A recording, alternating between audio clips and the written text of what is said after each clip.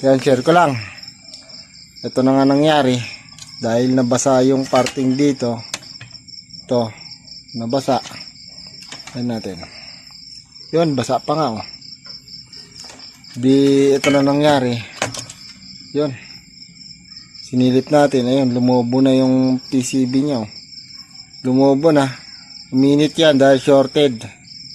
Pero, check natin yung mga transistor kung merong nadamay.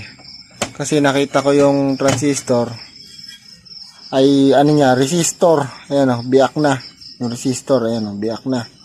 Siguradong nadali na yan. Yan yung umusok na nangamoy. Okay. Check natin yung mga transistor. Yan, share lang.